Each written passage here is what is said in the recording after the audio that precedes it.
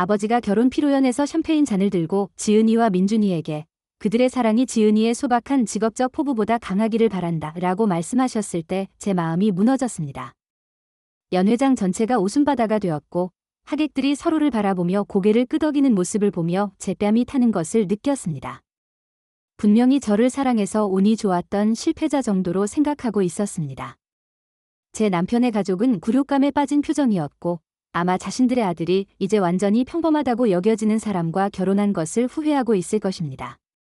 눈물을 참고 있는데 갑자기 제 비상 전화가 울리기 시작했습니다. 서울에서 단 5명만이 번호를 알고 있는 그 전화 말입니다. 그 다음 보안 호출기, 그리고 기밀 통신 장치까지 울렸습니다. 국방부 관리들, 국정원 국장들, 그리고 정보기관 책임자들이 모두 동시에 저에게 연락을 취하려 하고 있었습니다. 제 가족이 제게 중요한 모든 사람들 앞에서 저를 모욕하는 데 바쁜 동안 제 수준의 보안 승인과 전문성을 가진 사람이 필요한 위기 상황이 전개되고 있었기 때문입니다. 제 이야기에 들어가기 전에 아래 댓글에 어디서 보고 계신지 알려주세요. 그리고 가족의 배신을 경험해 보셨다면 좋아요 버튼을 눌러주세요. 여러분은 혼자가 아닙니다. 제 이름은 김지은입니다. 이제는 이지은이죠. 오늘은 제 인생에서 가장 행복한 날이어야 했습니다. 대신 모든 것이 영원히 바뀐 날이 되었습니다. 하지만 처음부터 시작하겠습니다. 이 이야기는 굴욕적인 결혼 축사보다 훨씬 깊이 들어가기 때문입니다. 김씨 가문의 둘째로 자라는 것은 대부분의 시간 동안 투명인간이 되는 것을 의미했습니다. 제 형 김진우는 연세대학교에 전액 장학금을 받고 들어가 지금은 서울에서 스포츠 에이전트로 일하는 스타 운동선수였습니다. 제 여동생 김수아는 소셜미디어에서 200만 팔로워를 가진 성공한 인플루언서가 되었습니다. 그리고 저는 조용한 지은이었습니다. 항상 국제관계와 보안학 관련 책에 콜을 받고 사는 아이였죠. 부모님은 저를 어떻게 생각해야 할지 모르셨습니다. 진우가 골을 넣고 수아가 바이럴 댄스 영상을 올리는 동안 저는 제 방에서 아랍어와 중국어를 공부하고 있었습니다. 다른 아이들이 파티에 갈 때 저는 공개된 국정원 기밀 해제 문서들을 읽고 있었습니다. 가족들은 저를 사회성 없는 이상한 책벌레라고 생각했습니다. 하지만 저에게는 꿈이 있었습니다. 12살 때 9.11 테러에 관한 다큐멘터리를 본 이후로 저는 국가보안 분야에서 일하고 싶다는 것을 알았습니다. 대부분의 사람들이 존재한다는 것조차 모르는 위협으로부터 우리나라를 보호하는 일의 일부가 되고 싶었습니다. 하지만 가족들은 이것을 지은이의 또 다른 이상한 집착 정도로 여겼습니다. 고등학교를 수석으로 졸업했을 때 부모님은 약 5분 정도 자랑스러워 하시다가 진우의 대학 스카우트 이야기가 모든 대화를 지배하기 시작했습니다. 서울대학교 국제관계학과에 합격했을 때 아버지는 그것도 좋네, 딸아. 하지만 진우는 프로 축구 선수가 될 수도 있단다 라고 말씀하셨습니다. 국제보안학 학위로 최우등으로 졸업했을 때 어머니의 첫 번째 질문은 좋은 남자애들을 만났는지였습니다. 국방부에서 첫 번째 취업 제안을 받은 날, 저는 너무 흥분해서 겨우 자제할 수 있었습니다. 부모님이 아침을 드시고 계시던 부엌으로 뛰어가서 취직했어요. 국방부에서 일하게 되었어요. 라고 발표했습니다. 아버지는 조선일보에서 고개를 들어 좋네. 공무원은 복리후생이 괜찮지. 너 같은 아이에게는 아주 현명한 선택이야 라고 말씀하셨습니다. 너 같은 아이에게는? 그 말이 아마 아버지가 깨달으신 것보다 더 아팠습니다. 하지만 저는 계속 앞으로 나아갔습니다. 가족이 몰라도 제가 무엇을 할 수 있는지 알고 있었기 때문입니다. 제 첫 번째 직책은 신입 레벨이었습니다. 국정원에서 주니어 분석관으로 일했죠. 가족들은 제가 비서나 파일 정리하는 사무직 정도라고 생각했습니다. 직장에서 뭘 하는지 물으면 애매하게 대답해야 했습니다. 제 실제 업무 대부분이 기밀이었기 때문입니다. 정보를 분석하고 보고서를 작성해요 라고 말했는데 이는 기술적으로는 맞았지만 제가 실제로 하는 일의 표면만 긋은 것이었습니다. 그 후 8년 동안 저는 여러 부서와 기관을 거쳐 승진했습니다. 국방대학교에서 전략정보학 석사학위를 받았습니다. 가족에게는 존재한다고 말할 수도 없는 고급 훈련 프로그램들을 완료했습니다. 4개 언어를 유창하게 구사하게 되었고 대테러, 사이버 전쟁, 그리고 국제 위협 평가 분야의 전문성을 갖추었습니다. 하지만 가족에게 저는 여전히 지루한 공무원 일을 하는 지은이었습니다. 파티에서 저를 지은이에요. 정부에서 컴퓨터 관련 일을 해요. 이런 식으로 소개했습니다. 사실은 제가 30살이 되었을 때 이미 특급 기밀 보안 승인과 특별구획 정보 접근 권한을 가지고 있었습니다. 이는 대한민국 정부의 가장 기밀인 정보들 중 일부를 알고 있다는 뜻이었습니다. 진우가 3년 전 결혼했을 때 부모님은 제주도 총각 파티에 4천만 원을 쓰셨습니다. 수아가 화장품 라인을 론칭했을 때 시작을 도와주려고 5천만 원을 투자하셨습니다. 제가 선임정보 분석관으로 승진했을 때는 축하 인사도 잊어버리셨습니다.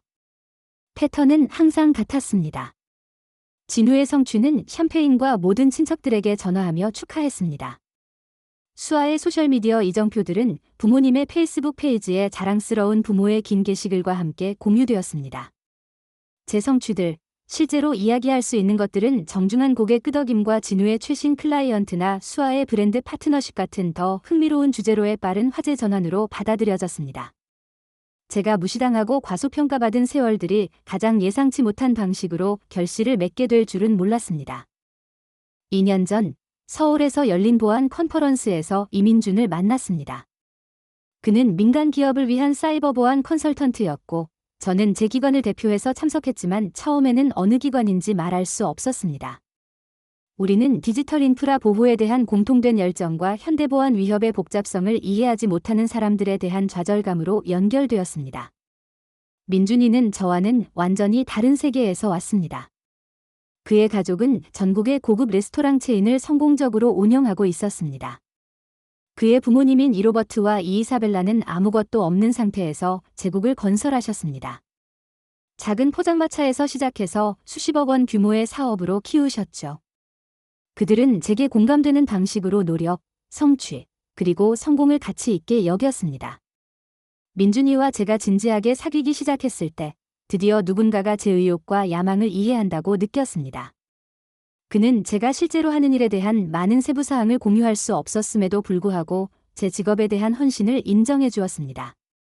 그의 가족은 제 신비로운 정부 일자리에 대해 궁금해했지만 따뜻하게 환영해 주었습니다. 우리 가족들 사이의 대조는 민준이가 처음 제 가족을 만났을 때 분명해졌습니다. 우리가 6개월 동안 사귄 후 추석 때 집에 데려갔습니다. 진우는 아내 사라와 함께 있었는데 막 K리그 축구선수와 계약을 성사시킨 직후였습니다. 수아는 주요 화장품 회사와 계약을 체결한 부산에서 날아왔습니다. 저녁 식사 때 부모님은 테이블을 돌며 모든 사람의 최근 성취를 공유했습니다. 진우는 1억 2천만 원 가치의 새 클라이언트에 대해 이야기했습니다. 수아는 브랜드 파트너십에서 무료로 받은 디자이너 핸드백을 보여주었습니다. 제 차례가 되었을 때 최근 프로젝트에서 뛰어난 업무로 상사로부터 표창을 받았다고 언급했습니다. 그것도 좋네, 딸아라고 어머니가 무시하듯 말씀하신 후 즉시 민준에게 돌아섰습니다. 그럼 당신 사업에 대해 말해주세요. 민준 씨는 자신의 사이버 보안 컨설팅 회사를 가지고 있어요. 라고 테이블에 발표하듯 말씀하셨습니다. 마치 이것이 제가 이룬 어떤 것보다도 훨씬 인상적인 것처럼 말입니다. 민준이는 테이블 아래에서 제 손을 꽉 잡으며 제 불편함을 감지했습니다. 그날 밤나중에 그는 왜 그들이 당신이 얼마나 대단한지 보지 못하는지 이해가 안 돼요. 당신이 일에 대해 이야기하는 방식, 사람들을 보호하는 것에 대한 열정, 그것은 영감을 줍니다. 라고 말했습니다. 하지만 저도 그에게 전체 진실을 말할 수는 없었습니다. 아직은 말이죠. 야코는 남산공원에서 아름다운 토요일 아침에 이루어졌습니다. 민준이는 우리의 첫 번째 공식 데이트 장소에서 끝나는 정교한 보물찾기를 계획했습니다. 그가 무릎을 꿇었을 때 제 심장이 행복으로 터질 것 같았습니다. 제 인생에서 처음으로 누군가가 저를 첫 번째로 선택받을 가치가 있는 누군가의 우선순위가 될 만한 사람으로 봐주었습니다. 우리 야콘에 대한 가족의 반응은 전형적이었습니다. 저를 위해 기뻐했지만 누군가가 지루한 지은이와 결혼하려 한다는 것에 놀라워하는 그런 은근한 방식이었습니다. 민준 씨는 정말 좋은 사람 같아라고 어머니가 계속 말씀하셨는데 마치 그가 저와 만족할 것이라는 걸 믿을 수 없다는 듯했습니다. 반면 민준이의 가족은 그들의 대표 레스토랑에서 야콘 파티를 열어주었습니다. 로버트 아저씨는 민준이가 저처럼 똑똑하고 헌신적인 사람을 찾은 것에 대한 축배를 들었습니다. 이사벨라 아주머니는 저를 따로 데려가서 두 분이 얼마나 사랑하는지 보여요. 그것만으로 우리에게는 충분해요 라고 말씀하셨습니다. 결혼 준비는 지속적인 스트레스의 원천이 되었는데 주로 우리 가족의 태도 때문이었습니다. 민준이 가족이 비용을 얼마나 관대하게 지원하는지에 대한 코멘트를 계속했습니다. 마치 제가 동등하게 기여할 수 없는 자선 사례인 것처럼 말입니다. 사실 저는 아주 좋은 급여를 받고 있었지만 제보안 승인 수준에 대한 기밀 정보를 공개하지 않고서는 정확히 왜 그런지 설명할 수 없었습니다. 결혼 3주 전에 모든 것을 바꾼 일이 일어났습니다. 비록 그때는 깨닫지 못했지만 말입니다. 일상적인 회의라고 생각했던 상사 사무실에 소환되었습니다. 대신 저는 정보 커뮤니티에서 가장 강력한 사람 중 하나인 박페트리샤 부국장과 마주하게 되었습니다. 그녀는 제 전체 경력의 궤도를 바꿀 승진을 제안했습니다. 지은 씨라고 그녀가 말했습니다. 아주 특별한 자리에 선발되었어요. 국방부 전략정보감독위원회에 선임국장으로 합류하게 될 거예요. 이는 국가보안 문제를 위한 기관 간 정보 공유 조정을 담당하게 한다는 뜻입니다. 전국에서 단 47명만이 이런 수준의 기밀 정보 접근 권한을 가지고 있어요. 그녀가 계속 말하는 동안 제 손이 떨리기 시작했습니다. 이 직책에는 상당한 급여 인상과 가능한 최고 수준의 보안 승인이 따라와요. 국무회의 구성원들에게 브리핑하고 때로는 대통령의 국가보안팀에게도 브리핑하게 될 거예요. 하지만 경고해야 할 것은 이 일은 지금 당신이 익숙한 것보다 훨씬 더 많은 비밀이 필요할 거라는 점이에요. 당신의 친구들과 가족 대부분은 당신이 실제로 무엇을 하는지 절대 알지 못할 거예요. 저는 즉시 수락했습니다. 그것은 제가 일해온 모든 것이었고 12살 때부터 꿈꿔온 모든 것이었습니다. 하지만 타이밍이 이보다 더 복잡할 수는 없었습니다. 결혼을 불과 몇 주 앞둔 시점이었거든요. 신원 조사 과정은 강도 높았고 빠르게 완료되어야 했습니다. 연방 요원들이 제 이웃들, 전 교수들, 그리고 어린 시절 친구들을 인터뷰했습니다.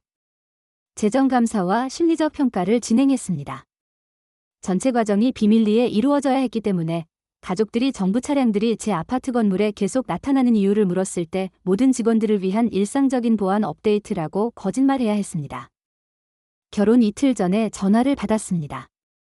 대한민국 정부의 최고 수준 보안 접근 승인을 받았다는 것이었습니다. 신혼여행 후 월요일부터 저는 대한민국에서 가장 강력한 정보 관리들 중 한 명이 될 예정이었습니다. 하지만 아무에게도 민준에게조차 말할 수 없었습니다. 아직은요. 그때 모든 것이 바뀌었습니다. 그때 가족이 저를 가치 없는 존재처럼 대한 세월들이 드디어 결과를 낳았습니다. 결혼식 자체는 아름다웠습니다. 민준이는 검은색 턱시도를 입고 멋있어 보였고 저는 할머니의 빈티지 레이스 드레스를 입고 공주 같다고 느꼈습니다. 명동성당의 역사적인 예배당에서 200명의 가장 가까운 친구들과 가족들에 둘러싸여 서약을 교환했습니다. 그 30분 동안 저는 세상에서 가장 중요한 사람 같았습니다. 하지만 그 다음 피로연이 시작되었습니다. 롯데호텔 서울의 연회장은 흰 장미와 금색 장식으로 꾸며져 있었고 모든 것이 우아하고 완벽했습니다. 민준이 가족이 피로연 비용 대부분을 지불하겠다고 고집했는데 저희 부모님은 고마우면서도 민망해하시는 것 같았습니다. 저녁 식사는 맛있었고 밴드는 우리가 좋아하는 모든 노래들을 연주했으며 드디어 긴장을 풀고 제 인생에서 한 번이라도 관심의 중심이 되는 것을 즐기기 시작했습니다. 그때 아버지가 축사를 하기로 하셨습니다. 아버지는 샴페인 잔을 든 채 일어나서 모든 사람의 관심을 끌기 위해 나이프로 잔을 쳤습니다. 200명의 모든 하객이 신부아버지가 무슨 말을 할지 들으려고 돌아보면서 방이 조용해졌습니다. 신사숙녀 여러분이라고 시작하셨습니다. 지은이와 민준이의 특별한 날을 축하하기 위해 여기 와주신 모든 분들께 감사합니다. 여기까지는 좋았습니다. 그런데 아버지의 어조가 살짝 바뀌면서 제가 너무 잘 아는 그 은근한 질이 나타났습니다. 아시다시피 지은이가 자라면서 늘 걱정이 되었습니다. 항상 너무 진지했고 정치와 세계 정세에 관한 지루한 책들에 항상 콜을 받고 있었어요. 형은 축구 경기에서 승리하고 동생은 창의성으로 사람들을 즐겁게 하는 동안 지은이는 그냥 달랐어요. 제 속이 뒤틀리기 시작하는 것을 느꼈지만 설마 제 결혼식에서 저를 모욕하시지는 않으실 거라고 생각했습니다. 설마요. 하지만 지은이가 세상에서 자신의 자리를 찾아 작은 정보보안 일을 하게 된 것을 매우 자랑스럽게 생각합니다. 화려한 일은 아니고 멋지거나 중요한 것도 아니지만 안정적이고 안전해서 지은이의 제한된 야망에는 완벽합니다. 그 말들이 물리적 타격처럼 저를 때렸습니다. 제한된 야망. 작은 정보일, 중요하지 않은 것, 이 백상의 눈이 저를 바라보는 것을 느낄 수 있었는데 일부는 동정적이고 다른 일부는 재미있어하고 모두가 저를 불쌍히 여기고 있었습니다. 민준이의 얼굴은 완전히 창백해졌습니다. 그의 부모님들은 굴욕감에 빠져 보였습니다. 그의 비즈니스 파트너들과 가족 친구들은 불편한 눈빛을 교환하며 분명히 그들의 민준이가 어떤 가족으로 시집갔는지 궁금해했습니다. 하지만 아버지는 끝나지 않으셨습니다. 지은이와 민준이에게 라고 잔을 더 높이 들어올리며 그들의 사랑이 지은이의 소박한 직업적 포부보다 강하기를 바랍니다. 민준이의 성공이 둘 다를 인생을 통해 이끌어주기를 바랍니다. 우리 모두 알다시피 지은이는 자신의 지루한 작은 일로 세상을 불태우지는 못할 테니까요. 그 후 따라온 웃음은 제 혈관의 산성처럼 느껴졌습니다. 잔인한 웃음이 아니라 그 불쌍한 평범한 아이, 적어도 그래도 사랑해주는 사람을 찾았네 라고 말하는 그런 은근한 킥킥거림이었습니다. 방 주위를 둘러보니 제가 평생 두려워했던 모든 것이 그 얼굴들에 반영되어 있었습니다. 연민, 무시. 제가 가족이 항상 느끼게 했던 것처럼 정확히 평범하고 잊혀질 만하다는 추정이었습니다. 제 손이 너무 많이 떨려서 샴페인 잔을 내려놔야 했습니다. 눈 뒤에서 눈물이 타고 있었지만 이 모든 사람들 앞에서 울기를 거부했습니다. 민준이는 테이블 아래에서 제 손에 손을 뻗었고 그의 악수는 단단하고 보호적이었지만 심지어 그도 이 순간의 굴욕으로부터 저를 보호할 수는 없었습니다. 그때 시작되었습니다. 먼저 제 핸드백에서 조용한 진동이, 그 다음 절대로 무시하도록 훈련받은 긴급 진동이, 제 비상 연락 전화가 울리고 있었습니다. 아버지의 연설로 인한 굴욕감에 여전히 심장이 뛰는 가운데 떨리는 손으로 핸드백을 뒤졌습니다. 전화 화면에는 즉시 알아볼 수 있는 번호가 표시되었습니다. 국방부 비상지휘센터. 이는 그냥 아무 전화가 아니었습니다. 심각한 일이 일어나고 있다는 의미의 전화였습니다. 제 수준의 승인을 가진 누군가의 즉각적인 관심이 필요한 무언가 말입니다. 연회장을 둘러보니 가족들이 여전히 아버지의 축사를 두고 킥킥거리고 있었고 전개되고 있는 상황을 전혀 모르고 있었습니다. 민준이는 걱정스럽게 저를 바라보고 있었고 제 표정의 변화를 알아차렸지만 그것이 무엇을 의미하는지는 이해하지 못했습니다. 이 전화를 받아야 해요 라고 귓속말로 말하며 메인 테이블에서 일어났습니다. 곧 돌아올게요.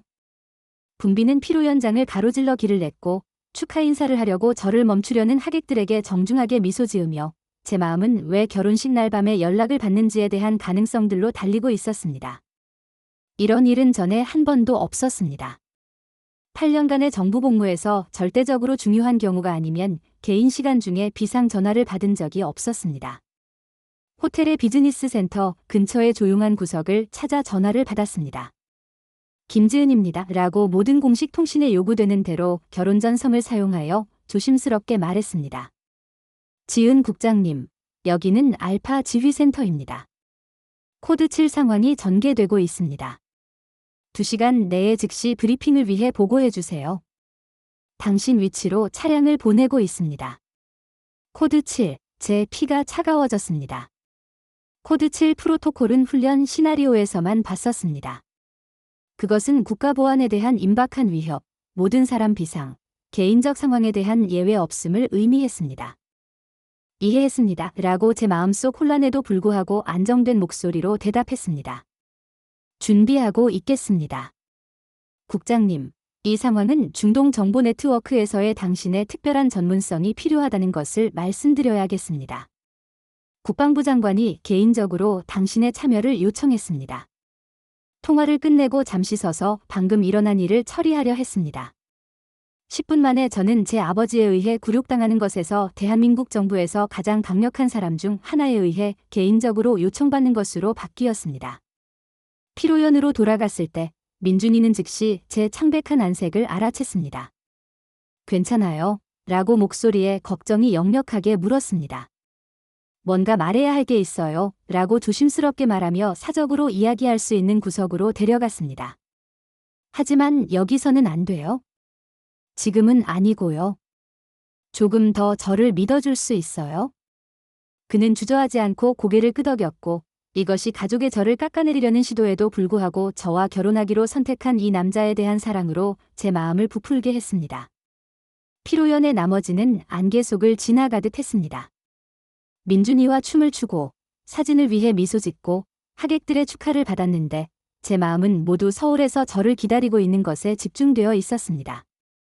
몇 분마다 보안 전화로 암호화된 문자 메시지들이 도착하는 미묘한 진동을 느꼈는데 작전 보안을 타협시키지 않고서는 읽을 수 없는 발전하는 상황에 대한 업데이트들이었습니다.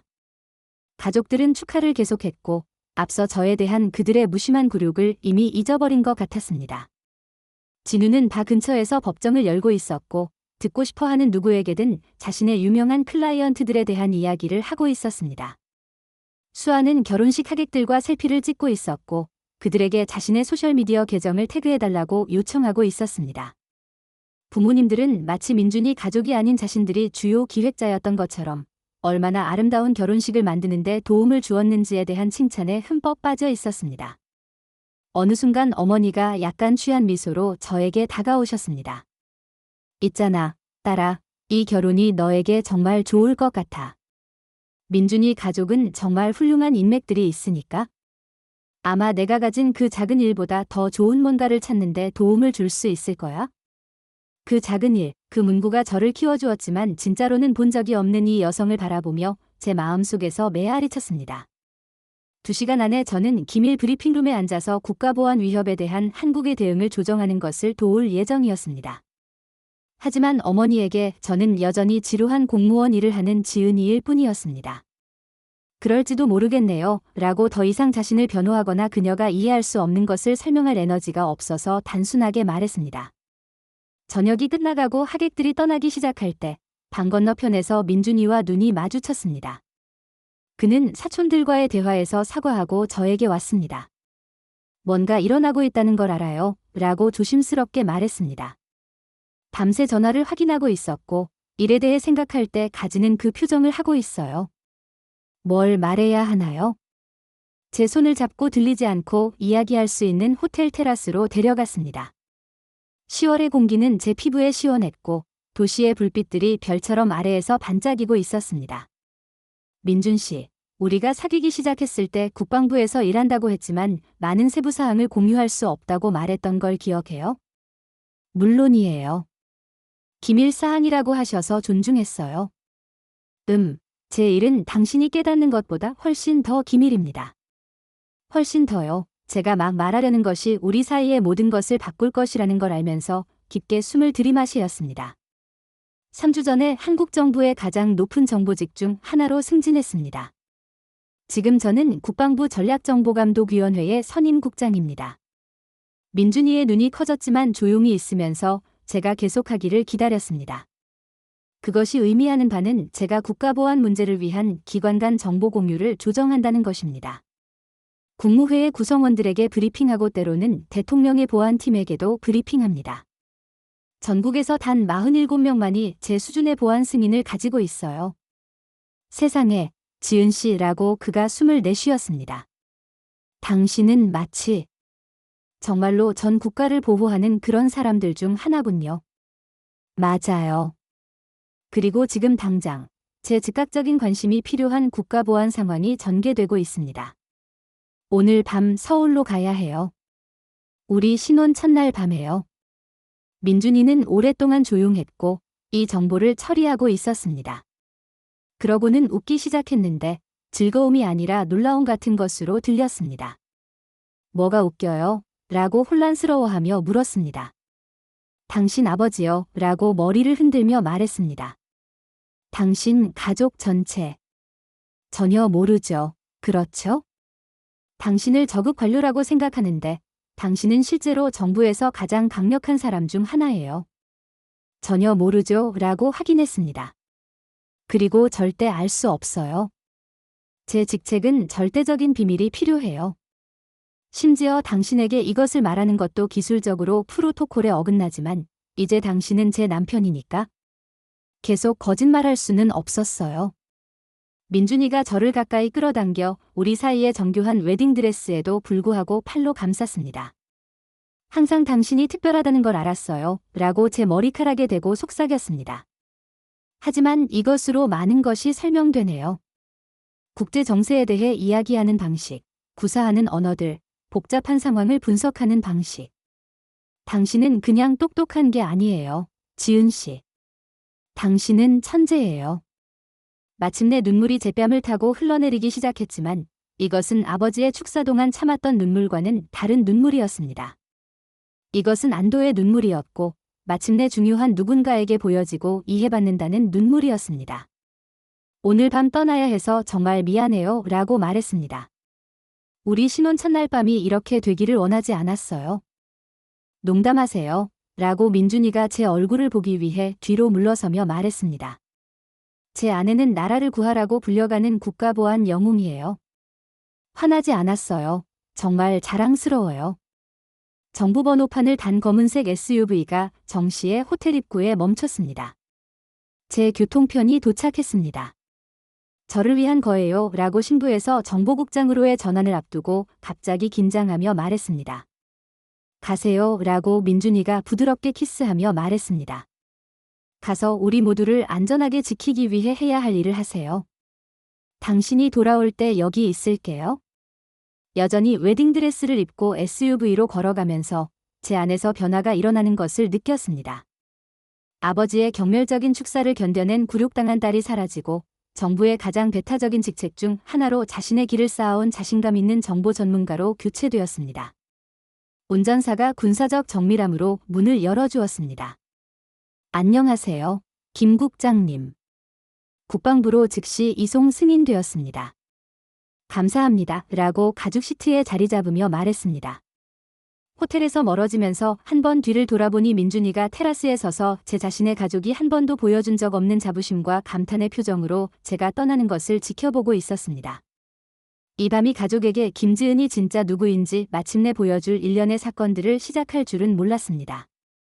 그리고 그 폭로가 왔을 때 모든 것을 영원히 바꿀 것이라는 것도 말입니다. 자정의 국방부는 완전히 다른 세계였습니다. SUV가 거대한 건물에 접근하면서 늦은 시간에도 불구하고 여러 층이 여전히 밝게 켜져 있는 것을 볼 수 있었습니다. 응급 차량들이 주차 구역에 늘어서 있었고 동시에 도착하는 최소 6대의 다른 검은색 정부 차량을 세웠습니다. 무슨 일이든 일어나고 있는 것은 전 지역의 정보국장들을 불러들일 만큼 큰 일이었습니다. 운전사는 이전에 활성화된 것을 본 적이 없는 보안 검문소들을 통해 저를 에스코트했습니다. 자동 무기를 든 군인력이 우리가 여러 스캐너 시스템과 생체 인증 지점들을 통과할 때 차렷 자세로 서 있었습니다. 제 웨딩드레스는 경비원들의 호기심 어린 시선을 끌었지만 신분이 확인되자 아무도 제 존재를 의문시하지 않았습니다. 김 국장님이라고 젊은 공군 중위가 최종 검문소에서 인사했습니다. SCIF 레벨 7 승인되셨습니다. 마르티네스 대령이 본 세션 전에 브리핑하시려고 기다리고 계십니다. SCIF 레벨 7은 최고 분류 수준의 민감 구획 정보 시설을 의미했습니다. 훈련 기간 동안 이런 방들에 단 2번만 들어가 본 적이 있었습니다. 그들이 이 시설을 사용한다는 것은 논의하는 것조차 가장 안전한 환경이 필요할 정도로 민감한 정보를 다루고 있다는 뜻이었습니다.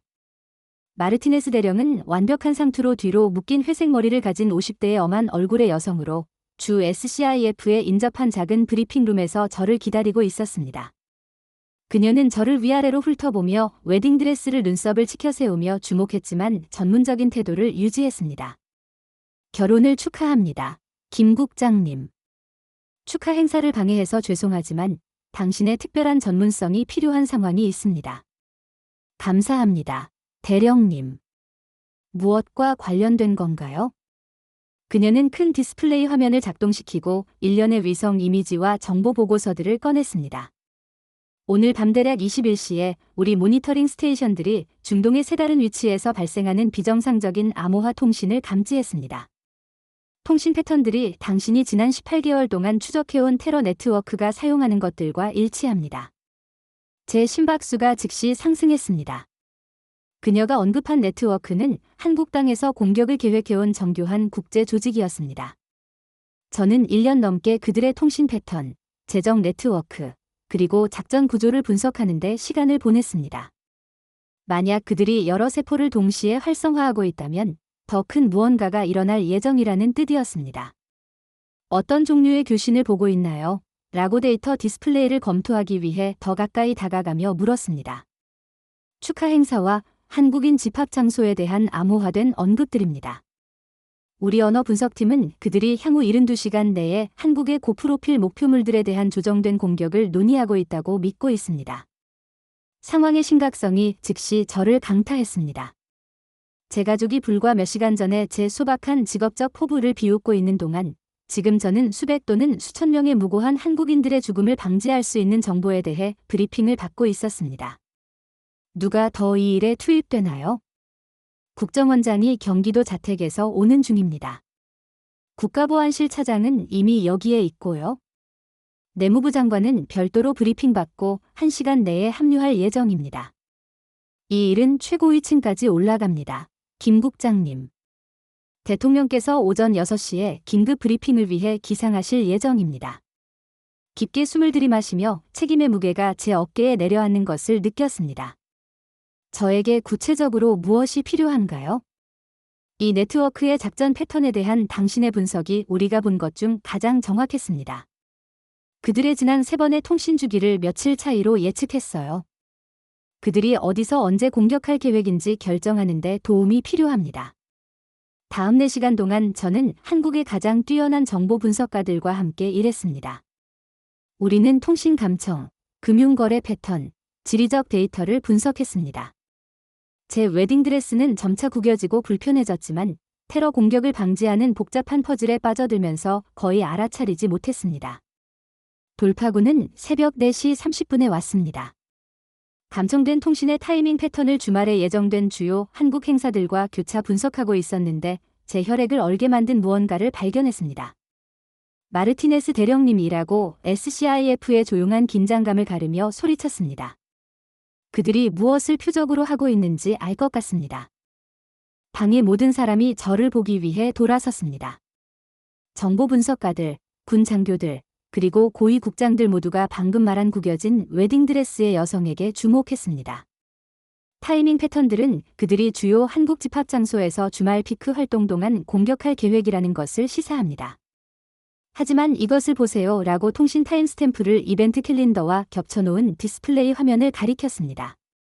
통신 빈도가 스포츠 축하와 가족 모임에 대한 언급 주변에서 현저하게 증가합니다. 축구 경기들이라고 마르티네스 대령이 즉시 이해하며 숨을 내쉬었습니다. 아무 축구 경기가 아니라요. K리그 경기입니다. 이번 주말은 시즌의 가장 큰 K리그 주말 중 하나입니다. 주요 라이벌리, 홈커밍 게임들, 각각 5만에서 8만 명으로 가득 찬 경기장들입니다. 방이 모두 함의를 처리하면서 완전히 조용해졌습니다. K리그 경기장들은 테러리스트들에게 완벽한 목표물들을 나타냈습니다. 대규모 군중, 프로페셔널 장소들에 비해 제한된 보안, 한국 문화에 대한 감정적 중요성, 그리고 최대 심리적 충격이었습니다. 이 분석에 대해 얼마나 확신하나요? 라고 1시간 전에 도착해서 이제 전체 작전의 고위 조정자로 활동하고 있던 박페트리샤 국장이 물었습니다. 통신 패턴과 시간 상관관계를 바탕으로 85% 신뢰도입니다. 하지만 박 국장님, 또 다른 것이 있습니다. 또 다른 데이터 오버레이를 꺼냈습니다. 통신 소스들의 지리적 분포는 그들이 세계의 특정 지역을 표적으로 하고 있음을 시사합니다. 수도권, 영남권, 그리고 호남권. 제가 맞다면 그들은 동시에 일어나는 세계의 주요 K리그 경기에 대한 조정된 공격을 계획하고 있습니다. 박 국장이 즉시 경기장 보안, 지역 국정원 지부들, 그리고 세 지역 모두의 응급 대응팀들에 경고하기 위해 전화를 걸기 시작했습니다. 몇 분 내에 제 분석을 바탕으로 조정된 국가보안 대응이 동원되었습니다. 서울의 새벽이 밝아오기 시작하면서 드디어 개인 전화를 확인할 순간이 있었습니다. 민준이가 밤 동안 여러 문자 메시지를 보냈습니다. 모든 게 잘 되고 있기를 바라요. 사랑해요. 저 걱정하지 마세요. 처리해야 할 일을 처리하세요. 스포츠 이벤트에서 보안이 강화되었다는 뉴스를 방금 봤어요. 당신이 불려간 이유와 관련이 있나요? 무엇을 다루고 있든 당신이 자랑스러워요. 그의 메시지들을 읽으며 감정의 물결을 느꼈습니다. 여기에 우리 개인적인 삶 너머의 책임이 있다는 것을 이해하고 우리 결혼 피로연을 떠나야 하는 것을 의미하더라도 제 경력을 지지해주는 남자가 있었습니다. 제 가족의 태도와의 대조가 더 극명할 수 없었습니다. 오전 7시까지 우리는 포괄적인 대응 계획을 수립했습니다. 국정원 전술팀들이 전국의 12개 주요 K리그 경기장에 배치되고 있었습니다. 폭탄 탐지 부대, 잠복 요원들, 그리고 강화된 보안 프로토콜들이 모두 제자리에 배치되었습니다. 작전은 17개의 다른 기관들과 2,000명이 넘는 인력 간의 조정이 필요했습니다. 김 국장님 일하고 제가 드디어 국방부를 떠날 준비를 하고 있을 때 마르티네스 대령이 다가왔습니다. 당신의 분석이 오늘 수천 명의 생명을 구했을 수도 있다는 것을 알아주셨으면 합니다. 대통령께서 이 작전에 대한 당신의 기여에 대해 브리핑을 받으셨습니다. 그냥 제 일을 한 것뿐입니다. 대령님. 아니요. 이것은 예외적인 업무였습니다. 공식적인 인정이 있을 예정이지만 물론 작전의 기밀 성격상 공개되지는 않을 것입니다. 마침내 민준이가 기다리고 있는 호텔로 다시 이송되면서 지난 8시간 동안 일어난 모든 것을 처리하려고 했습니다. 저는 제 자신의 결혼 피로연에서 굴욕당하는 것에서 한국 땅에서 주요 테러 공격을 잠재적으로 방지하는 것으로 바뀌었습니다. 제 아버지가 소박한 직업적 포부를 가진 것으로 치부한 여성이 대한민국 대통령에게 보고될 국가보안 작전에서 중요한 역할을 방금 했습니다. 하지만 기다려요. 더 나빠집니다. 왜냐하면 제가 마침내 그날 아침 8시 30분에 여전히 구겨진 웨딩드레스를 입고 호텔로 돌아왔을 때 가족들이 호텔 레스토랑에서 아침을 먹고 있는 것을 발견했습니다. 그리고 그들은 공유할 흥미로운 뉴스가 있었습니다. 지은아, 라고 어머니가 로비를 걸어가는 저를 보시며 소리쳤습니다. 거기 있었구나. 어젯밤에 어디 사라졌는지 궁금했어. 모든 상상을 초월하는 피로에도 불구하고 어떤 정상성의 외양을 유지하려 노력하면서 그들 테이블에 합류했습니다. 민준이도 거기 있었고 제 모습을 보며 걱정스럽지만 자랑스러워 보였습니다. 업무 문제들을 처리해야 했어요. 라고 단순하게 말했습니다. 업무 문제들, 이라고 아버지가 웃으셨습니다. 딸아, 신혼 첫날 밤이었잖아. 어떤 종류의 보안 응급 상황이 내 자신의 피로연을 떠나야 할 정도로 필요할 수 있겠니? 제가 대답하기 전에 수아가 흥분하며 전화에서 고개를 들었습니다. 오 마이 갓, 얘들아, 이 뉴스 기사 봐. K리그 경기들에 대해 어떤 종류의 테러 위협이 있었을 수도 있다고 말하고 있어. 국정원이 전국의 경기장들을 뒤지고 있어. 제 심장이 멈췄습니다. 세부 사항들이 아직 공개되지 않았음에도 불구하고 강화된 보안 조치에 대한 뉴스가 이미 언론에 새기 시작하고 있었습니다. 얼마나 무서운 일이야 라고 어머니가 자신의 전화를 스크롤하며 말씀하셨습니다. 다행히 정부의 이런 일들로부터 우리를 보호하기 위해 일하는 사람들이 있네. 아이러니는 거의 견디기 어려웠습니다. 어머니는 제가 밤새 해온 바로 그 일, 잠재적으로 수천 명의 생명을 구한 일에 대해 감사를 표현하고 있었는데 동시에 자신의 딸이 읽고 있는 작전을 담당했다는 것을 전혀 모르고 있었습니다. 진우가 방금 자기 새 클라이언트에 대해 이야기하고 있었어 라고 아버지가 테러리즘 논의에 이미 지루해하신 듯 계속하셨습니다. 세 개의 다른 K리그 팀에서 스카우트하는 미드필더 말이야. 이제 그런 게 사람들 삶에 진짜 차이를 만드는 직업이지. 제 DNA를 공유하지만 제가 진짜 누구인지에 대해서는 아무것도 이해하지 못하는 이 사람들을 테이블 주위로 둘러보았습니다. 그들은 테러 공격을 방지하는 제 일보다 축구선수와의 진우의 연결에 더 인상 깊어했습니다. 왜냐하면 그들은 제 일에 대해 몰랐고 절대 알지 못할 것이기 때문입니다. 정말 좋네요. 진우 오빠라고 간신히 말했습니다. 피곤해 보이네, 딸아라고 어머니가 관찰하셨습니다. 정말로 업무 스트레스가 너를 그렇게 괴롭게 하면 안 돼. 어쨌든 그냥 공무원 일이잖아. 어떤 작은 위기든 처리할 수 있는 다른 사람들이 많아. 그냥 공무원 일, 작은 위기. 변명하고 옷을 갈아입으러 올라갔는데 제가 방금 경험한 밤과 제 현실을 이해하는 가족의 완전한 무능력 사이의 대조로 제 마음이 빙빙 돌았습니다. 호텔방에서 민준이는 커피 한 잔과 걱정스러운 표정으로 기다리고 있었습니다. 얼마나 심각했어요? 라고 조용히 물었습니다. 주요 테러 공격을 방지하는 데 도움을 줬을 정도로 심각했어요. 라고 침대에 무겁게 앉으며 말했습니다. 젠장, 지은 씨. 그리고 당신 가족은 전혀 모르나요? 전혀 몰라요. 그리고 절대 알 수 없어요. 민준이가 제 옆에 앉아 저를 가까이 끌어당겼습니다. 그것이 어떤 느낌일지 상상도 할 수 없어요. 그렇게 중요한 일을 하면서 가장 자랑스러워해야 할 사람들에게 말할 수 없다는 것이요. 그것이 제 전체 경력이에요. 민준 씨. 그들과 절대 공유할 수 없는 중요한 성취들의 8년. 실제로는 최고 수준에서 국가에 봉사하고 있으면서 성과가 부족한 것처럼 취급받은 8년이었어요. 저는 알아요. 라고 단호하게 말했습니다. 그리고 다른 모든 사람들을 합친 것만큼 자랑스러워요. 이것이 시작일 뿐이라는 것을 몰랐습니다. 다음 3일 동안 방지된 공격들에 대한 뉴스 커버리지가 나오기 시작하면서 제 가족은 제가 관련되어 있다는 것을 계속 모를 것입니다. 하지만 모든 것을 바꿀 다른 무언가가 일어날 예정이었습니다. 김지은이 진짜 누구인지 마침내 보여줄 무언가가요. 다음 날 아침, 우리는 이탈리아 신혼여행을 위해 비행기를 탈 예정이었습니다. 까다로운 일과 무시하는 가족으로부터 떨어져 새 남편과의 휴식의 일주일을 기대하고 있었습니다. 하지만 짐을 싸고 있을 때 제 전화가 다시 울렸습니다. 김 국장님, 여기는 청와대에서 전화하는 윌리엄스 비서관입니다. 제 심장이 즉시 뛰기 시작했습니다. 청와대에서 오는 전화는 제 레벨에서도 드문 일이었습니다. 네, 비서관님. 대통령께서 K리그 경기장 작전에서의 당신의 업무에 대해 개인적으로 감사를 표하고 싶어 하십니다. 당신의 분석이 한국 민간인들에게 파괴적인 공격이 될 수 있었던 것을 방지하는 데 결정적이었습니다. 그냥 제 일을 한 것뿐입니다. 비서관님.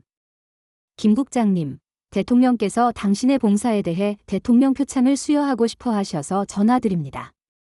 이것은 정보 전문가에게 수여될 수 있는 가장 높은 영예 중 하나입니다. 제 손이 떨리기 시작했습니다. 대통령 표창은 대부분의 정보 장교들이 받을 것을 꿈만 꿀 수 있는 것이었습니다.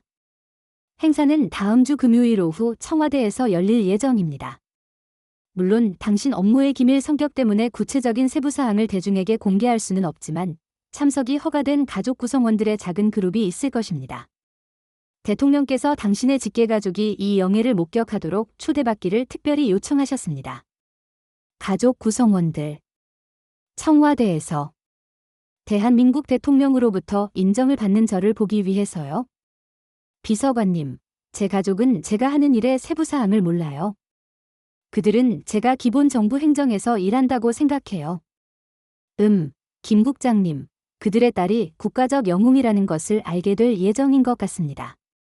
전화를 끊고 나서 몇 분 동안 충격에 빠진 침묵 속에 앉아 있었습니다. 민준이는 방금 일어난 일을 이해하기 시작하면서 점점 커지는 흥분으로 저를 관찰하고 있었습니다.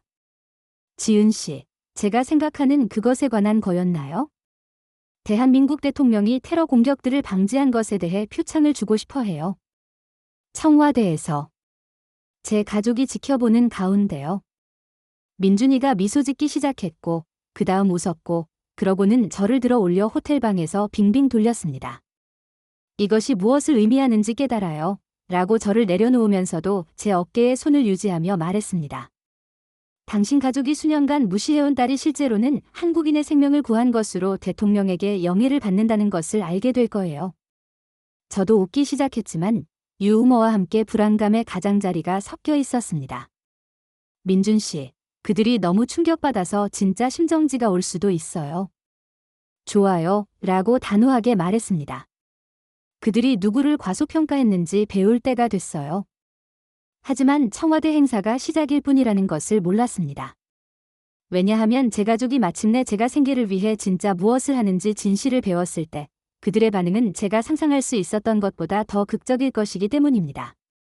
그리고 그 폭로의 여파는 우리 가족 역학을 영원히 바꿀 것입니다. 제 결혼식과 청와대 행사 사이의 일주일은 제 인생에서 가장 긴 일주일이었습니다. 민준이와 저는 이탈리아 신혼여행을 취소해야 했지만 아무에게도 왜 그래야 하는지 설명할 수 없었습니다.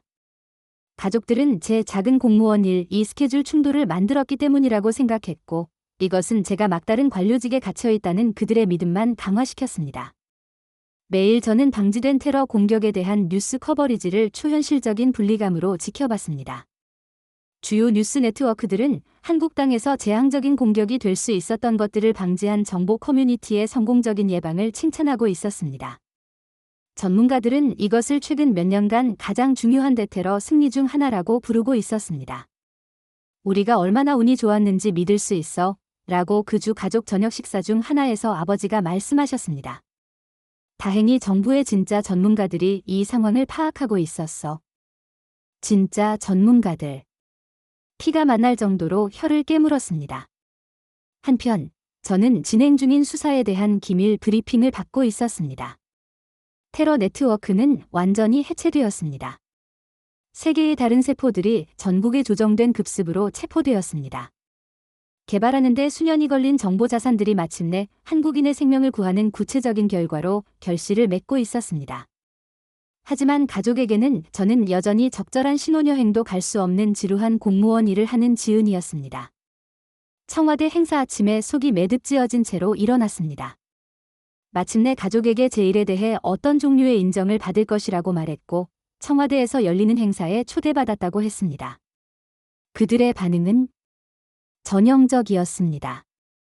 청와대에서 행사라고 제가 초대하려고 전화했을 때 어머니가 되물으셨습니다. 그냥 어떤 종류의 단체 직원 감사 행사가 아닌 게 확실해? 엄마, 초대장에 구체적으로 대통령 표창이라고 언급되어 있어요. 좋네. 따라. 많은 공무원들을 인정해주는 것 같아. 아마 한 번에 100명을 일반적인 봉사로 영예를 주는 그런 것들 중 하나일 거야. 청와대에 초대받고도 그들은 제가 예외적인 성취에 대한 개별적 인정을 받을 수 있다는 것을 상상할 수 없었습니다.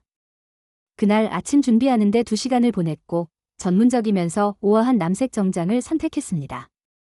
민준이는 최고의 차콜 그레이 정장을 입었고 얼마나 자랑스러운지 그리고 제 가족의 인식이 얼마나 바뀔 예정인지 계속 말해주었습니다. 이것에 준비됐어요. 라고 청와대로 가기 위해 준비하면서 물었습니다. 일어날 일에 누구도 준비될 수 있을 거라고 생각하지 않아요. 라고 정직하게 대답했습니다. 청와대 보안 검문소에서 가족과 만났습니다. 그들은 분명히 행사를 위해 차려입었지만 그들의 표정으로 보아 우리가 어디에 있는지 또는 왜 거기에 있는지의 중요성을 여전히 완전히 파악하지 못하고 있었습니다. 이거 정말 흥미진진해 라고 수아가 이미 청와대를 배경으로 셀피를 찍으며 지적했습니다. 이것에 대해 포스팅하는 게 기다려져요. 제 팔로워들이 정말 질투할 거예요.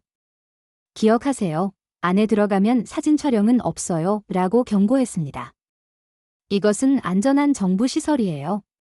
아 맞다. 내 보안일 때문이지 라고 진우가 은근한 미소로 말했습니다. 이곳에 대한 모든 규칙들을 아마 알고 있을 거야. 제가 이 건물에서 기밀 브리핑에 몇 번이나 참석했었는지 그들이 알기만 한다면 보안 심사 과정은 제 가족이 경험해본 것 중 가장 강도 높은 것이었습니다. 전화, 가방, 그리고 모든 전자기기를 제출해야 했습니다. 다중신분증 확인, 금속 탐지기, 그리고 완료하는데 거의 30분이 걸린 신원조회 절차들이었습니다. 와, 여기서 정말 보안을 진지하게 받아들이네라고 공식 접대 구역에서 기다리면서 어머니가 관찰하셨습니다. 그래야 해요, 엄마. 여기는 청와대예요. 물론이지, 딸아. 내 작은 부서가 청와대 보안 절차와 어떤 연결이 있을 거야? 제 작은 부서. 눈을 감고 깊게 숨을 들이마셨습니다. 완전한 의전복을 입은 경호처 장교가 우리 그룹에게 다가왔습니다. 실례합니다. 김지은 국장님의 가족분들이신가요? 김지은 국장님. 그들 중 누구도 전에 들어본 적이 없는 이 공식 직함을 처리하는 가족들의 얼굴을 지켜봤습니다. 네 라고 아버지가 혼란스러워하시며 대답하셨습니다. 하지만 착오가 있을 수 있을 것 같은데요. 지은이는 정부 행정에서 일해요. 장교는 완벽한 전문적 태도를 유지했습니다. 선생님, 김 국장님은 오늘 국가보안 작전에서의 탁월한 봉사로 영예를 받으십니다. 행사를 위해 영빈관으로 따라와 주시기 바랍니다. 청와대 복도들을 걸으면서 가족들이 듣고 있는 것을 처리하려고 노력하는 것을 볼 수 있었습니다. 국장, 국가보안작전. 이것들은 그들의 평범한 딸 지은과 연관시키지 않는 용어들이었습니다.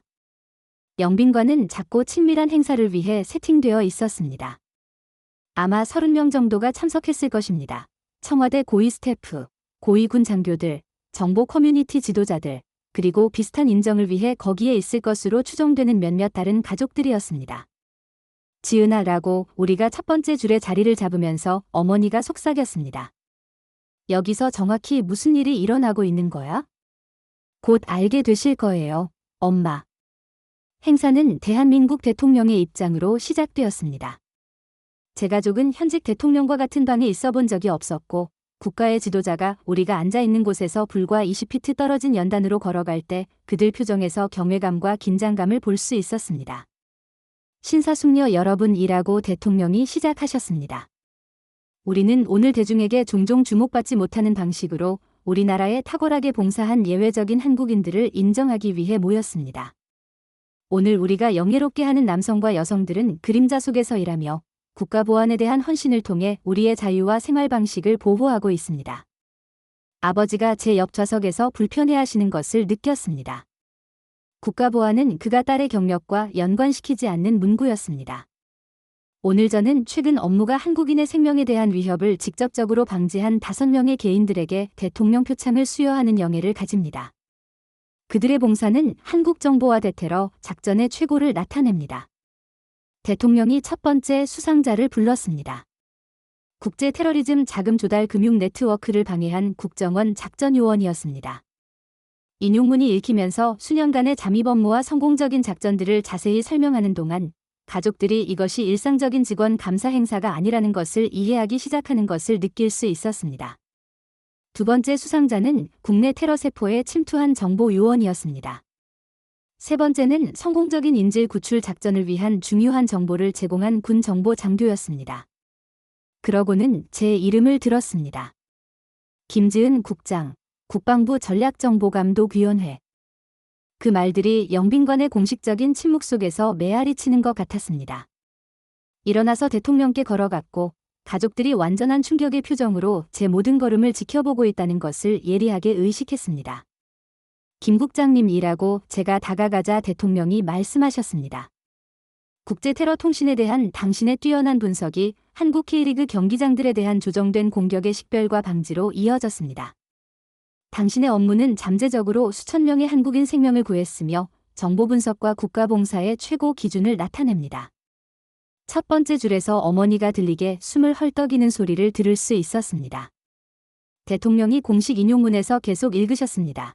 김 국장의 중동 정보 네트워크에서의 전문성과 혁신적인 분석 방법론들이 한국 시민들을 국제 테러리즘으로부터 보호하는 데 핵심적이었습니다. 봉사에 대한 그녀의 헌신, 전문적 우수성, 그리고 국가보안에 대한 약속은 한국 정보 전문가들의 최고를 보여줍니다. 대통령이 제 재킷에 대통령 표창을 달아주시면서 더 가까이 몸을 기울이고 오직 제가 들을 수 있도록 조용히 말씀하셨습니다. 지난주 당신의 업무는 특별했습니다. 국장님. 국가가 당신에게 감사의 빚을 지고 있습니다. 감사합니다. 대통령님. 봉사할 수 있어서 영광이었습니다. 행사가 나머지 수상자들과 계속되는 동안 제자리로 돌아갔지만 절차에 거의 주의를 기울이지 않았습니다.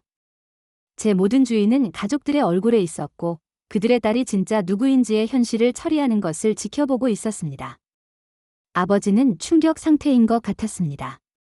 입이 살짝 벌어져 있었고 마치 제 인생에서 처음으로 저를 보는 것처럼 계속 응시하셨습니다.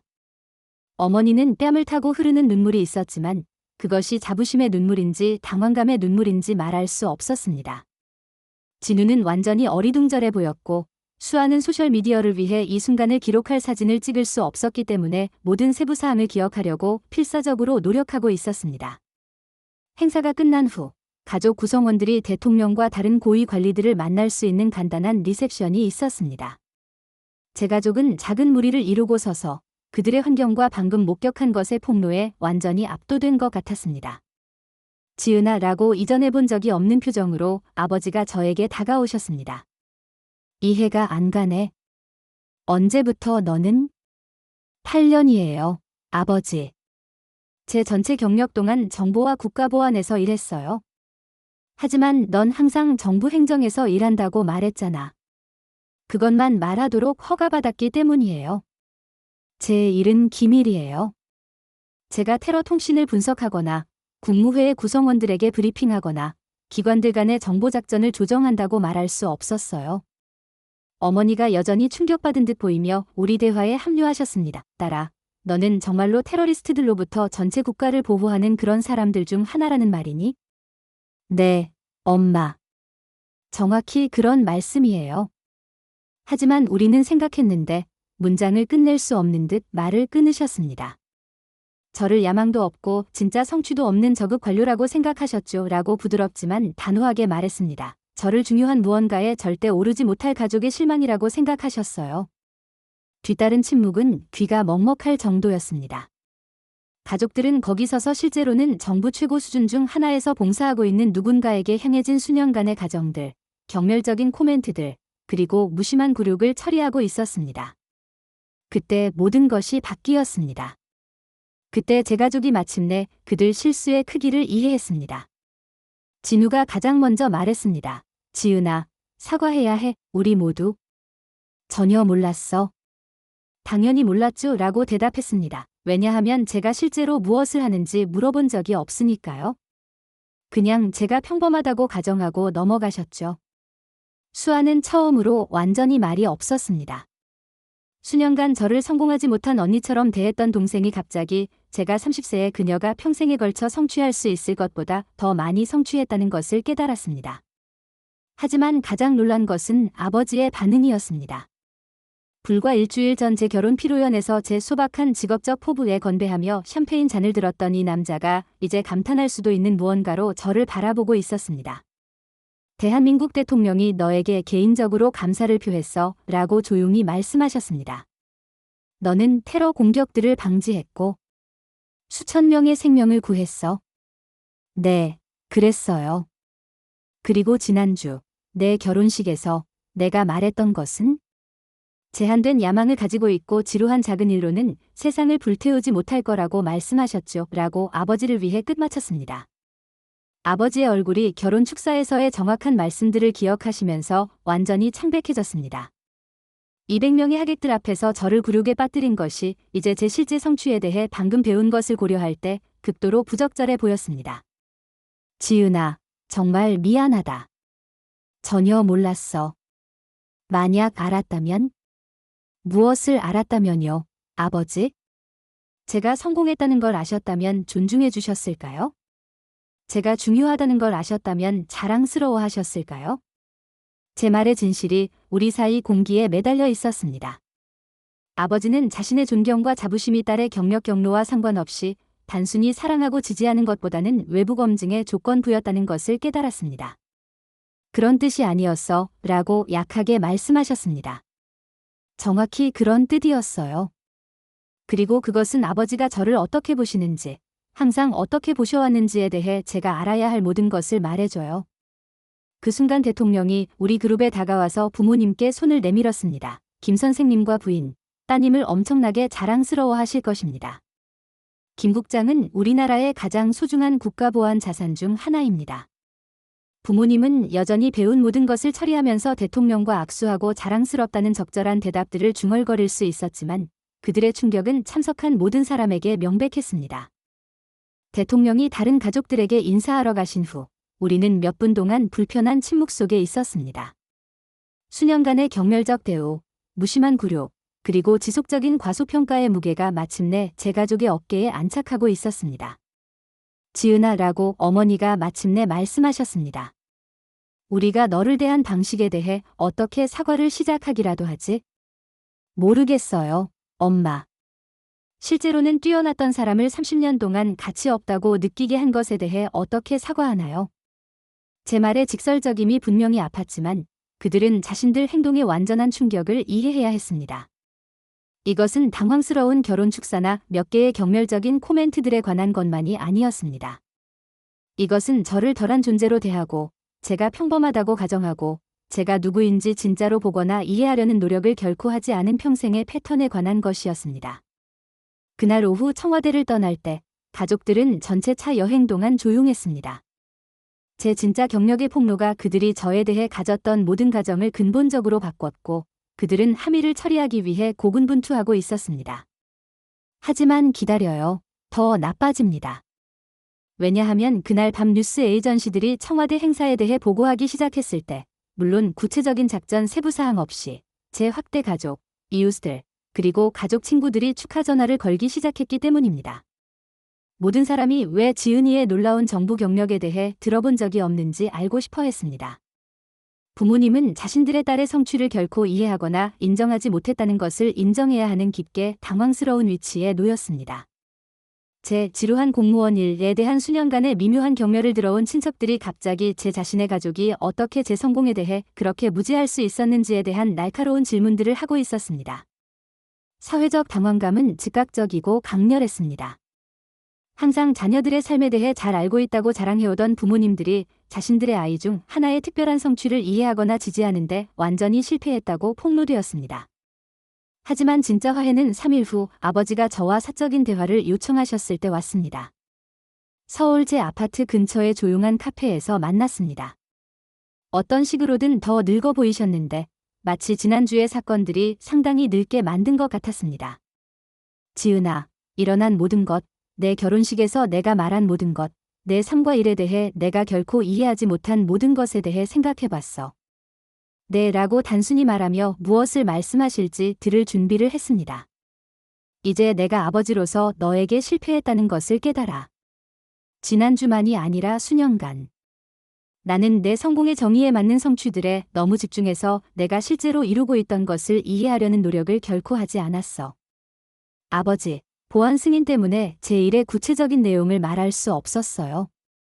하지만 질문을 하시고 관심을 보이시고 세부사항을 이해하지 못하더라도 제 경력이 중요한 것처럼 저를 대해주실 수 있었을 텐데요. 내 말이 절대적으로 맞아.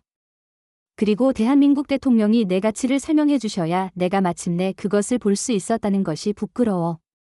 그가 계속하시기 전에 몇 순간 조용히 앉아 있었습니다. 이것을 어떻게든 바로잡고 싶어. 내가 내내 가질 자격이 있었던 아버지가 되고 싶어. 하지만 너를 중요하지 않다고 느끼게 한 수년을 어떻게 되돌릴지 모르겠어.